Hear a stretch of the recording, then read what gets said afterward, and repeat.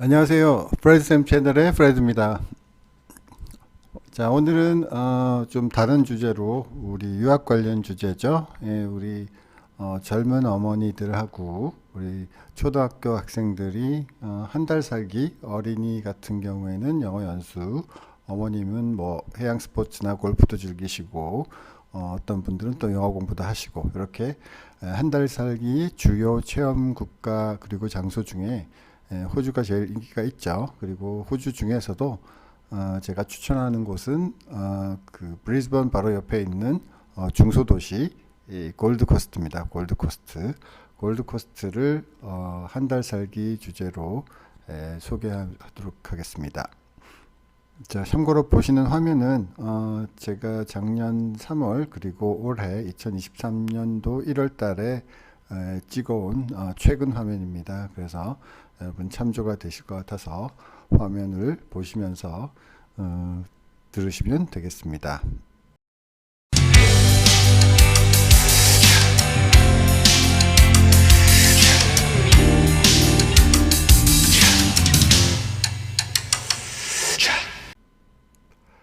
자, 우선 골드코스트 같은 경우에는 우리 학생들이 그리고 어린이들이 그리고 어머님들이 한 달 살기 대상지로 이제 가장 많이 인기가 있는 호주 지역 중에서 도시 중에서도 가장 인기가 있는 지역인데요.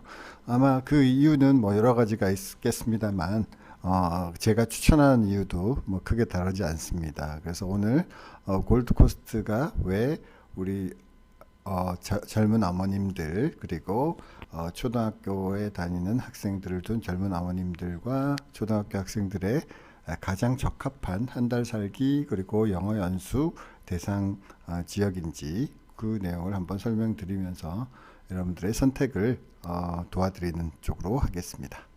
그래서 우선 골드코스트 같은 경우에 도시의 규모는 중소도시입니다. 뭐 호주의 도시를 일반적으로 볼 때 시드니, 멜번이 가장 크고요. 거기만 3, 400에서 500만 정도 도시가 되고 그 다음에 그 브리즈번이 그 다음으로 큰 도시죠. 한 200만이 좀 넘는다고 하죠. 그래서 그 브리즈번에서 약 차로 남쪽으로 약 한 40분에서 한 45분 정도 거리에 있는 곳이 골드코스트입니다. 그래서 골드코스트 같은 경우에 도시 규모는 인구로는 한 70만에서 80만 정도 된다고 해요. 그래서 근데 실제로 이제 여행객들이 오는 규모는 여행객들이 1년에 한 2, 300, 200만이 넘는 여행객들이 방문한다고 합니다. 물론 뭐 단일 시간대에 200만이 방문하는 건 아니지만 1년 전체에 거쳐서 그 인구들이 방문을 한다고 보신다면 대략 도시에는 뭐 100만에서 150만 정도가 돌아가는 아주 다이나믹한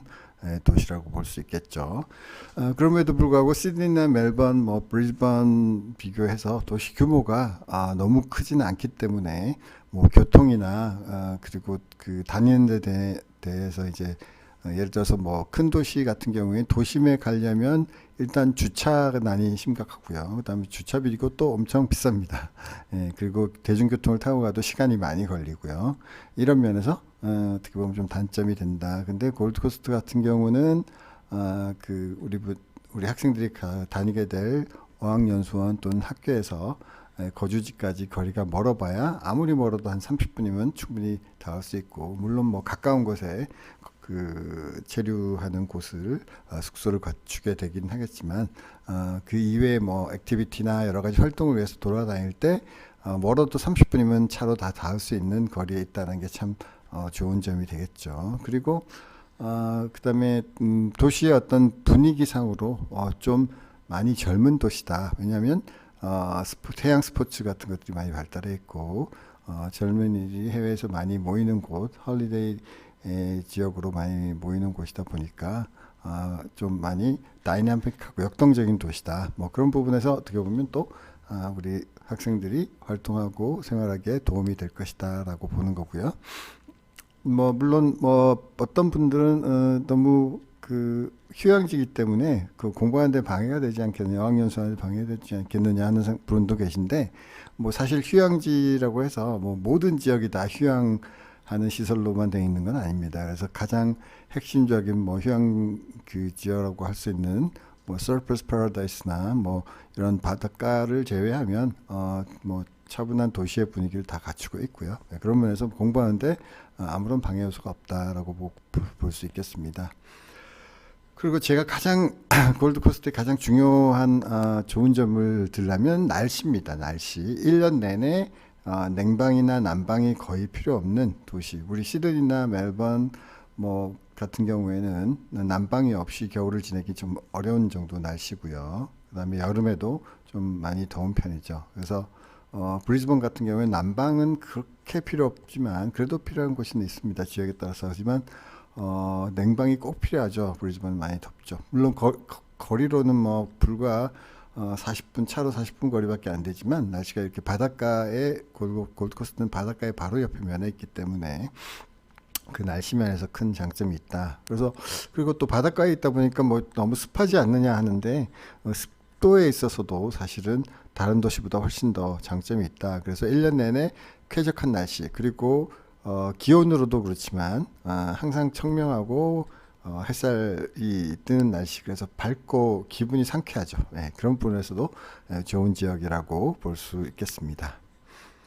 자, 그다음에 뭐 물가 같은 경우에 휴양지이기 때문에 물가가 좀 비싸지 않느냐라고 말씀 다 하시는데 실제로 뭐 물가가 그 다른 대도시에 비해서 그렇게 싸지는 않습니다. 비슷하거나 뭐 그런데 이제 숙소에 대해서는 이제 홀리데이를 주로 하는 뭐 이런 호텔이나 이런 시설은 비싸지만 거주지는 아무래도 집값이 많이 저렴하기 때문에 거기 그 대도시에 비해서 그런 면에서 뭐 홈스테이나 다른 그 물가들이 거기에 맞춰서 형성되어 있다. 장기 체류를 할 경우에 특히 형성이 되어 있다는 점이 또 장점이 되겠죠.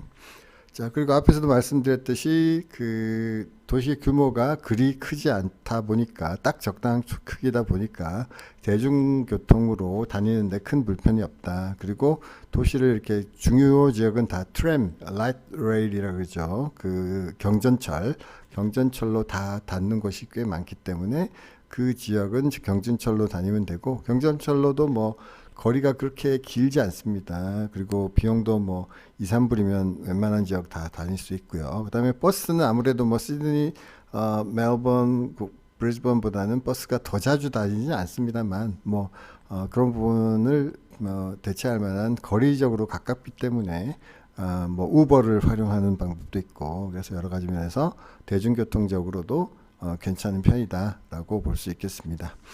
그리고 아까 그 날씨가 가장 큰 장점이라고 얘기했는데 그거 플러스 또 다른 면에서는 즐길 거리, 놀거리에 있어서 가장 큰 장점이 있다. 아무래도 휴양지다 보니까 해양 스포츠도 많이 발달되어 있고 그 다음에 이제 팀파크, 그 테마파크들이 아주 잘 갖춰져 있습니다. 그래서 뭐 다른 큰 도시에 비해서 그 규모는 도시 규모는 작지만 테마파크는 훨씬 더 많은 테마파크가 4개나 있죠.